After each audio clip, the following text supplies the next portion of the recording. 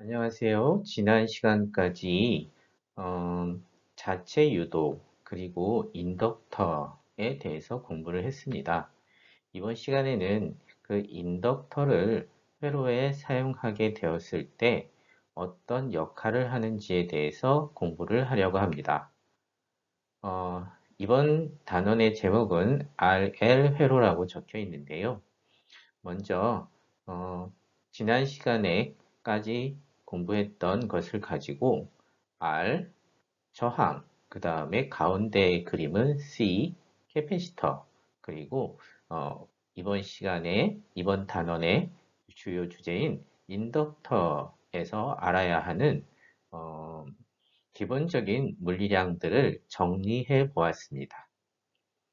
인덕터의 물리량들을 지금 배우고 있는데 기존에 배웠던 저항과 캐패시터, 축전기의 물리량과 비교해 보면 굉장히 유사한 점도 많고 기억하기 좋기 때문에 이렇게 나열을 해 보았습니다.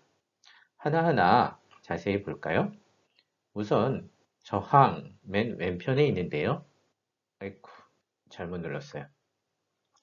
뭐가 없어진 거 봤나요? 네. 저항은 레지스터라고 부르죠. 이 레지스터는 어, 저항의 크기를 가지고 있는 레지스턴스라고 하는 저항 값을 갖습니다. 유사하게 캐패시터, 축전기라고 하죠. 축전기는 캐패시턴스라고 하는 축전기에 대표하는 전기 용량이라는 값을 갖습니다. 마찬가지로 인덕터라고 하는 이 코일은 어, 우리말로 코일이라고 요즘은 번역하는데 예전에는 유도기라고도 불렀습니다. 이 코일은 자, 어떤 크기를 갖습니까? 네, 그 이름을 갖다가 매우 비슷하죠? resistance, capacitance, 네, inductance라고 부릅니다. 자, 그러면 이제는 그 값들을 알아보겠는데 첫 번째 저항은 로에 비례하고 A에 반비례하고 L에 비례한다고 쓰여 있습니다. 무슨 뜻이냐면 저항은 저항의 길이에 비례하고 단면적에 반비례한다는 뜻이고 로라는 비저항값, 특수한 물질마다 다른 비례 상수값을 갖는다 라고 하는 거죠. 유사하게 캐패시터의 캐패시턴스라고 하는 것은 면적에 비례하고 두 캐패시터의 간격에 반비례하며 그때의 안에 어떤 물질이 들었냐에 따라 달라지는 유전율이라고 하는 값을 비례상수로 갖습니다. 자, 그러면 인덕터의 인덕턴스 값은 어땠죠? 바로 전 수업에서 봤죠. 여러분들 기억나십니까? 네, 그 크기 값은 뮤제로 n제곱 LA입니다. 굉장히 공통점이 많죠. 앞에서 얘기했던 것과 비슷하게 여기에서도 순전히 네, 어떤 기하적인 모양에 의해서 결정이 되는데 n제곱이라는 것은 단위 길이당 가문수라고 하는 거죠. 얼마나 빽빽하게 얘네들이 감겨 있는가를 말하고 L이라고 하는 것은 길이를 말합니다. 길이라고 하는 것은 L. 그 다음 A라고 하는 것은 단면적이죠. 앞에서 S라고도 가끔 표현을 했었고 단면적 여기에 크기를 말합니다. 즉 여기에서도 얼마나 길게 얼마나 넓게 만들었냐에 따라서 인덕턴스는 달라지고 특별히 비례상수로 뮤제로를 쓴다는 것까지 알고 있습니다. 그러면 좌측에 했던 저항이라든가 캐패시턴스의 표현 방법과 매우 유사한 공통점을 가지고 있다는 것을 알 수 있습니다. 자, 단위를 공부해 볼까요? 저항은 옴, 캐패시터는 페럿이었습니다. 어때요? 인덕터의 단위는 뭐였죠? 네, 헨리였습니다. 헨리는 어떻게 단위가 정의되었는지 여러분들 기억하십니까? 네. 웨버라고 하는 자기 선속의 단위를 이용해서 여러분들 정할 수 있었다는 것을 기억할 것 같습니다. 웨버 퍼 메타 제곱이죠. 말을 잘못했네요. 웨버 퍼 암페어입니다. 자, 그 다음에 저항에 걸리는 전압, 즉 전압 강하라고 말하죠. 전이 차라고도 말하는데 전압은 V는 IR, 그쵸? 전류와 저항의 곱만큼이 전압이 내려갑니다. 전압 차이가 생기는 거죠. 그 다음에 캐패시턴스에서는 V는 C분의 Q, 실험에 의한 법칙이라고도 할 수 있는데 전기 용량 C는 V분의 Q 이렇게도 많이 말을 합니다. 자, 그러면 이 인덕터에서의 전이차는 얼마큼 됩니까? 전이차가 생기죠. 생기는데 앞에 거랑 다르게 마이너스로 생깁니다. 그러면서 전류의 흐름을 방해하는 성질과 같은 역할을 해주는데 이때 자체 유도에 의해서 생기는 거였죠. 그 크기는 어땠습니까? 네, 다음과 같습니다. 네, di분의 dt. 시간에 대한 전류의 변화가 크면 클수록 유도 기전력의 크기는 크다. 그 유도 기전력이 바로 이 인덕터에 걸리는 전위차라고 할 수 있습니다. 그때 비례상수를 바로 인덕턴스라고 불렀었죠. 마이너스 의미는 앞에서 얘기했던 대로 자체 유도는 원래 전류의 흐름은 방해하는 방향으로 만들어지는 것이다 라고 하는 것입니다. 자, 한 가지 조금 더 생각해 보면 여기에서 물론 두선 코일은 매우 많은 숫자의 전선을 감아서 만듭니다. 단지 기하적인 모양이 바뀌었을 뿐이고 얘네들은 전선이기 때문에 매우 전류가 잘 흐르는 것이어야만 하는데 모양만 바꿨다고 했을 때 유도기 전력이 반대로 생겨서 전류의 흐름을 순간적으로 막아내는 역할을 하게 되는 참 신기한 경우가 될 수 있습니다. 자, 지금까지는 여러분들이 모두 학습한 내용의 물리량 정의였고요. 마지막으로 인덕터의 에너지인데 이 인덕터의 에너지 값은 어떨까요? 물론 저항에서는 P는 I제곱 I라고 해서 전기율, 전력을 사용하고 캐패시터에서는 에너지가 2분의 1 CV제곱이라고 하는 값으로 유도를 했었어요. 이번에는 즉 이번 시간에 영상에서는 인덕터의 에너지 값을 유도를 할 건데요. 형태는 왼쪽에 있는 캐패시터의 에너지하고 유사하게 됩니다. 그 결과를 보면 2분의 1의 Li 제곱 거의 비슷하죠. 2분의 1 똑같고 그 다음에 C 대신에 L로 그 다음에 V 대신에 I로 바뀌었습니다. 자, 그러면 더 깊이 들어가서 이제 구체적으로 RL 회로에 대해서 공부를 할 텐데요. 여기서 말하는 RL이라고 하는 회로를 간단히 그려보면 어떠냐면 다음과 같습니다. 일단 회로에 전류가 흐르기 위해서는 기전력 장치는 필요할 것이고 그 다음에 어느 회로든 내부에는 저항이 존재하기 때문에 저항을 그려놓는 것도 좋겠습니다. 또 저항을 일부러 사용하는 거죠. 우리가 회로라고 하는 건 저항을 통해서 어떤 에너지 변환을 하기 위한 것이니까. 그런데 거기에 직렬로 코일, 인덕터를 연결했다고 합시다. 그러면 이것을 R, L, 회로라고 합니다.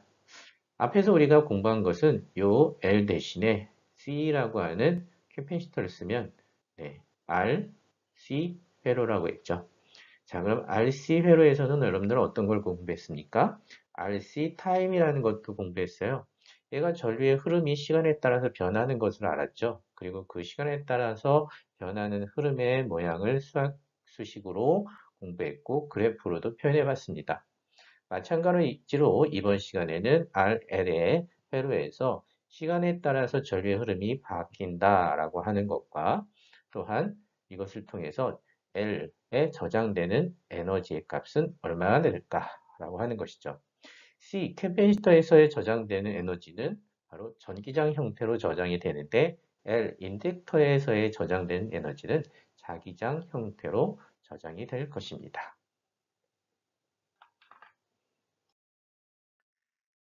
이번에는 RL 회로가 어떻게 작동하는지에 대해서 알아보려고 합니다.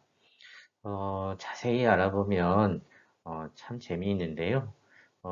수식을 매우 축약해서 결과만 써놔서 이해가 잘 안 될 수도 있을 것 같은데 간단하게 결과 위주로 설명을 해 보려고 합니다. 우선 L회로는 그림에서 보는 것과 같이 구성되어 있습니다. 자, 직류 전원 장치가 있고요. 전류는 이렇게 흘러갈 것입니다.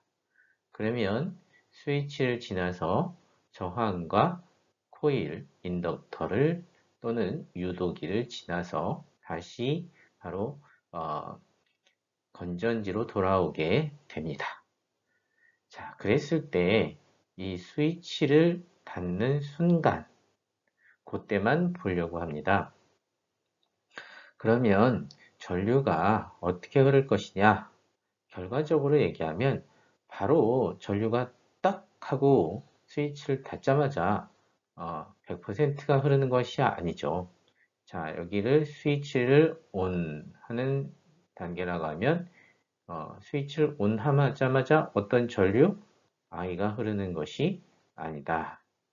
그것은 다음과 같습니다. 여기가 스위치를 ON 하는 순간이 되면 흐르는 전류는 이렇게 어떤 형태로 지수 함수의 형태로 나타난다라고 하는 것이죠. 이것은 앞에서 RC 회로와 매우 유사하죠.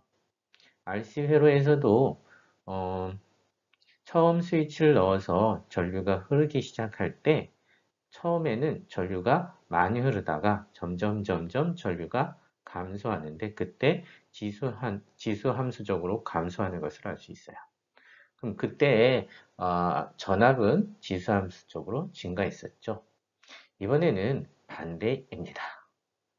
자, 그런데 이때의 전류를 시간에 대해서 어떻게 흐르는지를 표현을 얻기 위해서는 앞에서 했던 것처럼 키르요프의 고리 법칙을 사용하고 그때의 미분 방정식을 풀어내면 됩니다. 그것은 앞에서 했던 식을 참고로 하기로 하고 우리는 이번에는 결과만 가지고 얘기를 합시다. 우선 고리법칙은 설명을 하면 여기에서 E라고 하는 것은 기전력 장치의 전위차겠죠. 이 전위차는 저항에서 IR만큼의 전압 강하게 일어날 것이고 또는 L에서 L, DI, DT만큼의 전압 강화가 일어날 것입니다. 그렇게 전압 강화 일어나면 모든 합은 0이 된다라고 하는 게 이러한 고리 법칙이 되겠죠.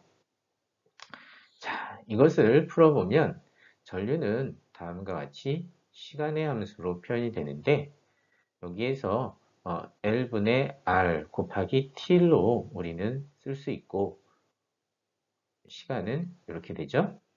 앞에서 했던 RC회로와 유사한 형태로 쓰기 위해서 여기에서 L분의 R의 역수를 R분의 L이죠. 그것을 타우 L 해서 자기장의 시간의 상수 또는 유도기의 시간 상수라고 이제 부릅시다.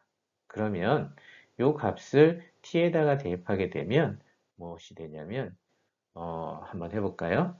2에 RL 여기 t에다 대입한 거죠? 자, 그 다음에 이것을 이렇게 하고 t 그러면은 얘가 r분의 시간이 r분의 l일 때는 얘가 약분이 돼서 2의 마이너스 1승이 되잖아요. 그것을 우리는 어떤 시간이라 하냐면 네, RC 타임처럼 RL 타임 뭐 이렇게 생각을 할 수 있어요. 그것은 0.63t라고 해서 처음 스위치를 닫은 상태에서부터 약 0.6배 정도 되는 데까지 걸리는 시간이라고 합니다. 자, 근데 그거보다 이번 시간에는 더 중요한 것이 무엇이냐면 형태를 보는 거죠. 전류라고 하는 것이 다음과 같이 변합니다. 라고 하는 거예요. 그것을 그림으로 그린 것이 바로 이렇게 되는데, 자, 여기에다가 t에다가 우리가 뭐 0이나 무한대를 대입해 보면 다음과 같은 식이 될 수 있다는 것을 알 수 있죠. 만약에 여기에다가 0을 대입하게 되면 2의 마이너스 0승이 되죠. 자, 2의 마이너스 0승은 몇입니까? 네, 1이죠. 그러면은 이게 1이 요 값이 뒤에 지수 값이 1이 되기 때문에 네, 2의 1 마이너스 1 그러니까 전체 값이 0이 된다는 거 맞아요. 그럼 이번에는 이 t에다가 무한대를 집어넣게 되면 2의 마이너스의 무한대죠. 그러면 2의 무한대분의 1이기 때문에 얘는 0이 됩니다. 자, 그렇게 되면 얘는 결과적으로 값이 r분의 2가 되고 네, 시간이 많이 지나게 충분히 지나게 되면 전류의 크기는 r분의 2가 됩니다. 자, 이것은 무엇을 뜻합니까? 시간이 처음 스위치를 닫았을 때는 전류는 전혀 흐르지 않습니다. 그죠? 음, 그런데 시간이 많이 흐르게 되면 전류는 인덕터 코일이 아무런 영향을 주지 않는 그냥 없는 것 같이 도선으로 연결된 것 같이 전류가 흐른다는 뜻이죠. 자, 그 다음에 각각의 여기에 저항과 인덕터에 걸리는 전이차를 바로 시간의 함수로 나타내 보면 참 재미있어요. 그것이 바로 요 밑에 있는 두 개의 식인데요. 좀 복잡하니까 지워놓고 다시 얘기를 한번 해보죠. 시간이 걸려도 자, 우리가 L회로를 이해하는데 도움이 됩니다. 자, 거의 다 지워졌는데요. 한번 보시죠. 지금 여기 전류값을 이렇게 표현할 수 있다라고 했고 여기 저항에 걸리는 전이차 V는 이때 흐르는 전류 곱하기 저항과 같으니까 전류 I에다가 앞에서 구한 전류의 요 꼴을 갖다가 그냥 쓰는 거죠. 그렇게 되면 그 결과는 어떻게 될까요? 네, R이 약분이 되겠죠. 약분이 되고 나머지는 모두 다 살아남기 때문에 다음과 같은 식이 나올 수 있습니다. 그러면 형태가 어떻게 됩니까? 저항에 걸리는 전압은 전류의 흐름의 형태하고 완벽하게 동일한 이러한 형태가 같이 나올 것입니다. 그림을 다시 표현해 볼까요? 좀 두껍게 해서 이런 형태가 바로 전압, 즉 I 대신에 전압을 써도 형태는 똑같다는 거죠. 그것은 누구의 전압이냐면 R이라고 하는 저항에 걸리는 전압입니다. 자, 그런데 이번에는 한번 축전기에 걸리는 전이차를 한번 볼까요? 축전기에 걸리는 전이차는 네, 차이니까 이렇게 마이너스는 생략하고 LDIDT라고 합시다. 그러면 이 i라고 하는 것을 시간에 대해서 미분을 해야 되거든요. 시간에 대해서 미분을 하게 되면 바로 뭐 앞에 있는 r분의 2는 바로 상수니까 미분하면 0이 되고 이것만 미분하게 되는데 얘를 미분하게 되면 지수항에 있는 것은 그대로 남아있고 여기 있는 지수항이 여기가 L이죠. 그대로 LR이 나오면서 마이너스가 있었고 그 다음에 L 약분이 되죠. 그렇게 되면 결과적으로 여기에 남는 것은 바로 네, i는 아마 있었을 것 같은데 2가 있었네요. 그리고 여기 r과 l이 잘 안 보이는데 L분의 R이 갔었어야 돼요. 맞아요. L분의 R. 그러면 L분의 R 여기 앞에 있었던 것이 원래 R분의 2였네요. 그렇기 때문에 결과적으로 나오는 건 약분되고 약분되고 약분되고 여기 2만 나오는 거죠. 여러분들 보기가 조금 그래서 다시 한번 보여줄 텐데 여러분들 다 잘 할 수 있을 텐데 제가 그냥 하다가 좀 복잡해서 다시 한번 써줄게요. 얘를 미분 시간에 대해서 이제 미분을 하게 되면 R분의 2 빼기 R분의 2 그 다음에 2의 마이너스 T 스몰 타우 L 이렇게 되는데 이거를 갖다가 여기에 있는 표현 그대로 쓰기 위해서 여기를 R, L, T 이렇게 쓰고 이 값을 시간에 대해서 미분을 하는 거죠. 그러면 얘는 없어지고 마이너스 살아남고 R분의 2 그다음에 얘를 미분하면 그대로 지수함수로 써지는데 지수에 있는 것이 앞으로 나와야 되니까 L, R 마이너스인데 곱하기 마이너스 마이너스 사라질 것이고 R, R 사라질 것이고요. 그렇고 나면 여기에 앞에 있는 L과 또 L은 약분이 되고 남는 것은 2에다가 익스포넨셜 함수 그대로 남습니다. 자, 잘 안 보여서 두 번 썼는데 여러분들 이제 이 값이 이해가 됐을 거고 그렇게 되면 이 인덕터의 전압이라고 하는 것을 시간의 함수로 그림을 그려보면 어떻게 될까요? 방금 전에 했던 그림과 완벽하게 대칭이면서 반대로 이렇게 그려지지 않겠습니까? 이렇게요? 아니죠. 네, 이게 아니라, 네, 요렇게요. 아이고, 안 나오네. 자, 요렇게 그려지지 않겠습니까? 라고 하는 거죠. 자, 그럼 결과적으로 이게 무슨 뜻이냐면, 처음에는 저항에 전압이 걸려요. 맞습니까? 아니죠, 아니죠. 처음에는 네, 인덕터의 전압이 최다 걸려요. 그런데 시간이 지날수록 인덕터에 걸리는 전압은 낮아지고 많이 시간이 걸리면 바로 저항에 걸리는 전압이 높아져요. 네. 그런데 총 전압은 어떤 것과 같으냐면 결과적으로 네, R분의 2라고 하는 L, 인덕터가 없을 때라고 가정, 즉 인덕터의 작용이 없는 것처럼, 그죠? 전혀 작동을 하지 않는 것처럼 네, 전류가 흐르게 된다는 것입니다. 나중에요, 우리가 교류 회로를 다음 챕터에서 배울 텐데 그때 이 시간에 대한 전류의 변화를 잘 이해하고 있으면 도움이 될 것입니다.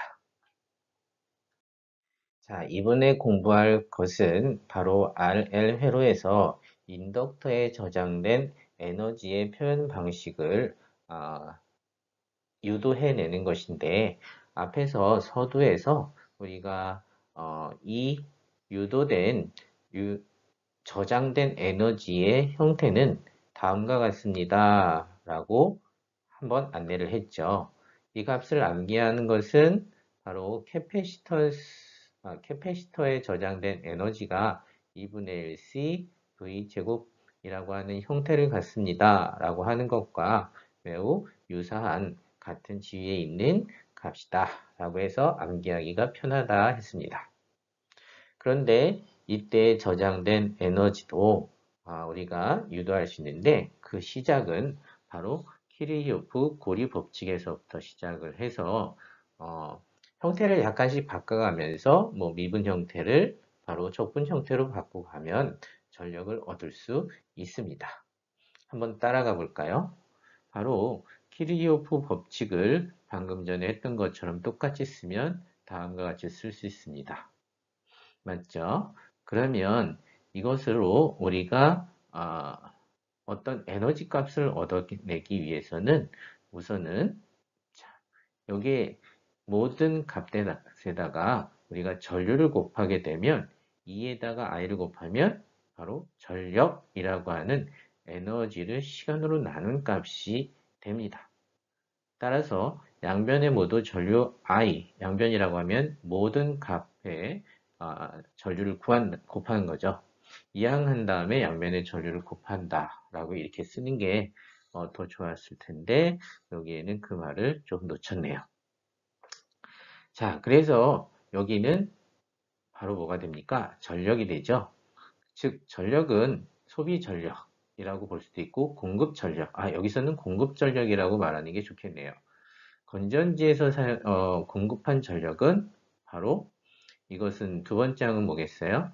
바로 인덕터에서 소비한 전력이라고 볼 수 있고 이렇게 써져 있네요. 그리고 I제곱은 저항에서 소비한 전력이라고 볼 수 있습니다. 그렇죠. 근데 여기서 주의해야 될 점은 전류값이 어때요? 전류값이 변하고 있어라고 하는 거예요.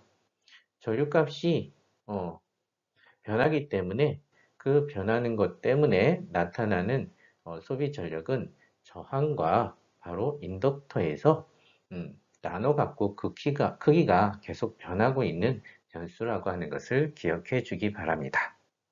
자, 그런 다음에 이것을 다시 표현을 하게 되면 바로 다음과 같이 표현해 볼 수 있습니다. 비슷한 식인데 조금 다르게 표현을 했어요. 뭐냐, 여기 동그라미 친 인덕터의 소비 전력만 가져온 거죠. 인덕터의 소비 전력은 뭐와 같으냐면 바로 여기에 에너지를 시간으로 미분한 것과 같다. 즉, 인덕터에 저장된 에너지가 시간에 대해서 변화하는 값이 바로 여기에 나타난 LIDIDT와 같다. 라고 하는 거죠. 이거는 우리가 어떤 논리적인 과정에서 바로 수학적인 유도가 아니라 사실은 정의를 갖다가 써준 거죠. 자, 이것은 바로 인덕터의 소비 전력으로 단순히 여기에다가 왼쪽 여기에다가 전류 I를 곱한 것 뿐이고, 그죠? 그 다음에 그것을 그대로 가져와서 좌변에다가 뭐만 써준 겁니까? 바로 전력이라고 하는 거에 정의만 써준 거예요. 에너지를 시간으로 나눈다. 자, 그렇게 해서 이 형태에서 우리는 얻어내려고 하는 것이 이 에너지잖아요. 그 에너지를 갖다가 얻어내기 위해서 양변에서 이 t를 나눠주고 약분해주고 얘네들을 전체를 적분하는 거죠. 자, 적분을 하게 되면 결국 좌변은 바로 UB가 될 것이고요. 우변을 적분을 하게 되면 LIDI를 갖다가 적분을 하는 것이고 여기에서 상수 L은 앞으로 나갈 것이고 그죠? 전류값은 I제곱의 2분의 1이 나옵니다. 그래서 결과적으로 우리는 요 빨간색으로 친 요 네모칸의 에너지를 표현을 얻어냈습니다. 자, 이번에는요, 교류 발전기의 원리를 통해서 교류 전원의 전압이 어떤 형태로 만들어지는가 라고 하는 그것과 함께 이 발전기에서 만들어진 전력을 가정으로 보내기 위해서는 어떤 것이 필요한가? 첫 번째, 송전할 때의 송전 에너지를 손실을 막는 것. 그리고 두 번째, 그러기 위해서 꼭 필요한 바로 변압기, 트랜스라고 하는 것의 원리에 대해서 간단히 공부를 하고 이번 장을 마치려고 합니다. 우선 발전기 하는 것은 전기를 만드는 장치죠. 전기를 만드는 장치는 자기장과 바로 고리 전선의 변화로 인해서 그 고리 전선을 통과하는 자기장의 자기적선의 수의 변화를 통해서 즉 자기 플럭스의 변화가 어떤 고리 전선에 생기면 유도 기전력이 발생하고 그때 발생한 유도 기전력에 의해서 전류가 발생된다는 것이죠. 그 대표적인 방법으로서 우리가 자석을 왔다 갔다 할 수도 있겠지만 너무 불편한 방법이죠. 발전기는 항상 터빈을 돌립니다. 터빈을 돌린다는 건 역학적 에너지든지 어떤 열 에너지든지 이런 걸 통해서 회전하는 물레방아를 돌린다는 것이고 그 물레방아 끝에는 바로 이러한 구조가 되어 있다는 거죠. 영구자석과 그 안에는 많이 감겨져 있는 코일이 있다는 거예요. 그리고 그 코일이 돌아가게 되면 시간에 따라서 이 코일을 통과하는 자속이 변하게 되고 그거에 따라서 전류가 발생하는데 이때 얘가 돌아가면서 발생하기 때문에 나타나는 현상이 바로 교류입니다. 자, 이것을 우리가 수학적으로 어떤 표현을 갖는지를 알아보면 패러데이의 전자기 유도 법칙에서부터 시작하면 되겠어요. 패러데이 전자기 유도 법칙은 어떤 식이냐? 바로 자속이 시간에 대해서 변하면 그때 발생되는 것이 유도 기전력입니다. 라고 하는 것이고 자, 여기에서 파이라고 하는 자기 플럭스라고 하는 것은 자기장의 세기와 면적의 벡터의 스칼라 프로덕트죠. 여기에서는 얘가 돌아가기 때문에 사이즈는 그대로예요. 자기장은 일정하고 면적의 사이즈는 일정한데 얘가 돌아가기 때문에 플럭스의 양이 달라지죠. 그것은 돌아가는 세타에 따라서 달라지고 그것을 갖다 우리는 BA 코사인 세타라고 쓸 수 있습니다. 자, 근데 세타라고 하는 것을 시간의 함수로 표현하면 바로 원운동으로 표현할 수 있고 그때 세타는 오메가 t라고 하는 시간의 함수로 표현할 수가 있죠. 여기서 오메가는 돌아갈 때의 각속도 또는 회전운동에서는 각진통수를 말한다. 예전에 우리가 이렇게 때 말했던 공부했던 원운동에서 많이 표현했었고 또는 파동의 전파에서도 오메가라고 하는 각진동수 또는 각속도에 대한 이야기를 많이 했었으니까 아마 어렴풋이 기억은 나실 것 같습니다. 이게 플럭스이기 때문에 이것을 시간에 대해서 미분을 하는 거죠. dt로 나누게 되게 되면 마이너스 그대로 나오고 요구값을 미분하면 이란 얘기죠. 코사인을 미분하면 바로 마이너스 사인이기 때문에 마이너스 사라지고 그 다음에 오메가 t에서 오메가가 앞으로 나오고 결국 BA 오메가의 사인 오메가 t가 나옵니다. 그래서 여기서 더 자세히 보게 되면 B라고 하는 건 자기장의 세기, 이건 영구자석을 이용해서 만들기 때문에 일정할 것이고 A라고 하는 건 코일의 단면적의 전체의 면적, 면적이 크긴데 A는 변하지 않을 것이고 오메가는 돌아가는 각속도, 네, 한번 터빈을 만들어서 일정한 각속도로 돌린다는 거죠. 자, 그렇게 만들어지기 때문에 얘는 상수 값이 나오고 사인 오메가 t가 나옵니다. 시간에 대한 변화죠. 이것을 이것을 우리가 표로 그려보면 어떤 파동 함수처럼 보여지고요. 이때 BA 오메가를 갖다가 하나의 상수 취급해서 이때는 바로 E0라는 값을 됩니다. 여기서 E0라는 것은 이 그림에서 보면 뭐가 되겠습니까? 네, 진폭이 되겠죠. 이 값은 뭐와 같다고요? 네, BA 오메가와 같습니다. 즉, 원래 기전력의 값은 맥시멈 얼마 값이 같냐? 자기장 곱하기 면적 곱하기 얼마나 빨리 회전하느냐? 이게 있죠? 예, 자기장이 세면 발전기에 만들어지는 기전력은 세다. 또는 면적, 돌아가는 그 코일의 크기가 크면 바로 기전력 크다. 얘가 빨리 돌아가면 네, 만들어지는 기전력이 크다. 그것의 곱이 바로 기전력의 최대값이 되고요. 이거는 사인 함수 조구에서 1에서 0까지 변하기 때문에 마이너스 1까지 변하기 때문에 얘는 지속적으로 바로 그 크기가 변하는 교류가 되게 됩니다. 플러스 마이너스로 되기도 하고요. 즉 전류의 값은 시계 방향으로 흘렀다가 반시계 방향으로 흘렀다가 하게 되겠죠. 그때에 얼마나 회전 각진동수를 갖게 되냐? 그것은 바로 오메가라고 하는 우리가 원래 회전시키는 각진동수와 나타나는 교류의 플러스 마이너스가 주기적으로 반복하는 진동수는 같다. 그렇다면 우리가 지금 사용하는 벽전원 같은 경우는 60Hz의 전원이기 때문에 60Hz로 각진동수를 갖다. 1초에 60번씩 돌아가는 그런 식으로 만들면 되겠다라고 하는 것을 알 수 있습니다. 자, 이렇게 발전기에서는 교류 전원, 즉 교류 기전력을 만들어낸다. 원래 E0라고 하는 값에 사인 함수 값으로 나타낸다는 것을 알았습니다. 그래서 이번에는 이 교류 전원을 갖다가 가정까지 보내야 되는데, 교류 전력을 가정까지 보내야 되는데, 그때 우리는 승합을 해서 매우 높은 전압을 보내게 됩니다. 그렇게 수송을 하게 되면 어떤 장점이 있냐면 바로 보내는 동안에 발생할 수 있는 손실이죠. 열로 발생한다라고 하는 것이죠. 발전소에서 집까지 수십 킬로, 수백 킬로미터를 가는데 아무리 구리 전선이라고 해도 저항이 존재하게 됩니다. 그러면 전류가 흐르게 되면 걔는 소비 전력이 생기고, 즉 이것을 우리는 손실 전력이라고 봅니다. 손실 전력이 생기기 때문에 그만큼 우리는 에너지를 사용할 수 없게 되는 거죠. 그런데 이것을 승합을 하게 되면, 요 승합을 한다는 건 뭐냐면 우리가 보내는 송신하는 전력이 이만큼 만들어져 있는데, 얘는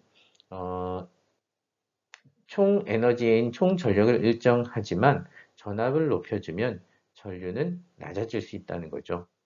그래서 전압을 2배가 되면 전류는 즉 2분의 1로 줄 것이고, 따라서 얘는 전류가 2분의 1 I가 된다면 전체의 손실 전력은 4분의 1 손실이 되게 됩니다. 원래보다 4분의 1로 주는 거죠. 그래서 우리는 대단히 높은 전압으로 우리는 뭘 하죠? 예, 승합을 시키죠. 또 가정에 가게 되면 이것은 너무 높은 전압을 바로 쓸 수 없기 때문에 내려가는 감압이라고 하는 것을 하게 됩니다. 이렇게 승합과 감압의 이 차를 갖다가 변화시켜 주는 것을 우리는 변압기라고 하지요. 변압기의 원리는 상호 유도를 이용한다 라고 생각해 주시면 좋을 것 같아요. 이렇게 변하는 교류에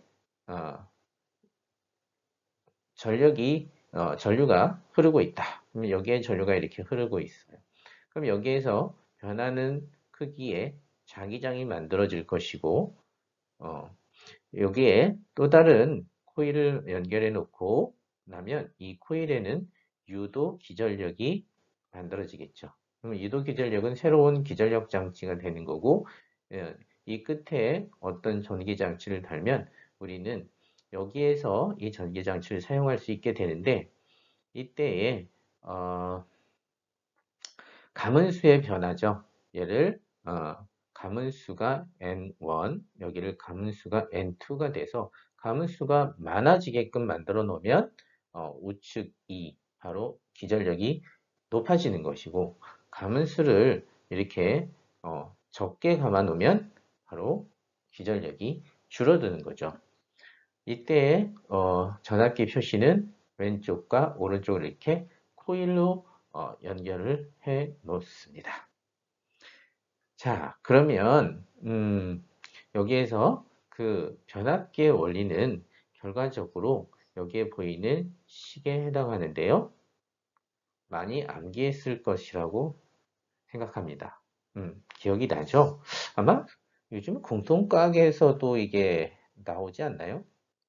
제가 잘 기억이 나지는 않지만 아마 나오는 것으로 본 적이 있는 것 같아요. 요즘은 아닌가요? 네. 그래서 이 관계식만 보면 전압은 가문수에 비례하고, 이때 전류는 가문수에 반비례한다 라고 하는 것인데, 그 이유는 전압이 비례하게 되게 되면 총 에너지는 일정하기 때문에 전압이 커지면 전류는 낮아져야 됩니다 라고 하는 거죠. 그래서 얘가 항상 일정합니다 때문에 자, 이런 관계식이 성립합니다. 또한 전압이 가문수에 비례한다는 것은 바로 패러데이의 전자기 유도 법칙에서 한 번 감은 게 아니라 여러 번 감으면 그 n배만큼의 유도 기전력이 발생한다 라고 하는 것으로부터 우리가 쉽게 이해할 수 있을 것이라고 생각이 됩니다. 자, 그것을 갖다가 이제 표현을 해 줬는데요. 이것이 바로 패러데이의 전자기 유도 법칙에서 바로 전압이 가문수에 비례한다라고 하는 것을 우리는 뭐 약간의 뭐 트릭을 써서 수학적으로 유도한다고 써보는 것입니다. 예, 이번 강의는 조금 더 길게 이번 주는 진행이 됐었는데요. 여러분 좀 이해를 바라고, 사실 이 다음에는 또 내용이 있긴 있어요. 한번 살펴보면 네, 바로 맥스웰 방정식과 전자기파라는 내용인데요. 이것은 뭐 길게 설명하지 못할 것 같아요. 맥스웰 방정식, 이제 이 얘기를 통해서 우리는 마지막 마무리를 하는 건데, 전기와 자기를 마무리하는 것입니다. 네. 전기장에서부터 시작해서 우리는 자기장을 배웠는데, 대칭성을 가지고 비슷한 순서로 배웠어요. 근데 여기에서 몇 가지 매우 중요한 핵심적인 공식들이 있었는데, 그 공식들은 네 가지로 우리가 취합을 하고 어떻게 네 가지로 뽑고, 그 네 가지 공식을 통해서 하나의 새로운 현상을 발견을 했다는 거죠. 즉, 그림을 보면 전기장과 자기장이 동시에 존재하는 형태의 실험 장치를 만들고, 그것을 통해서 이 주변에서 만들어지는 전자기파를 예언을 했습니다. 즉, 어, 우리가 지금 사용하고 있는 무선통신, 무선으로 어떤 에너지가 전달되는 것은 단순히 전기장만으로 나타내는 것이 아니고, 자기장과 전기장이 동시에 나타나는 현상, 동시에 서로를 만들어가는 어떠한 형태이다. 에너지가 전달되는 형태이다라고 하는 것을 이론적으로, 수식적으로 예상을 하고 실험적으로 증명을 한 거죠. 이러한 업적이 바로 맥스웰이 라는 과학자가 만들어낸 맥스웰 방정식입니다.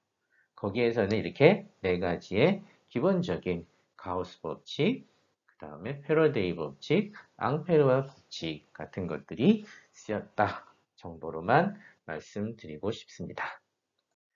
자, 그 다음엔 이 전자기파의 기본적인 특징과 종류, 그리고 이 전자기파는 빛의 속력으로 가는데, 그 빛의 속력도 뭐 사실은 수식으로부터 예언이 됐었다라고 하는 것이고요.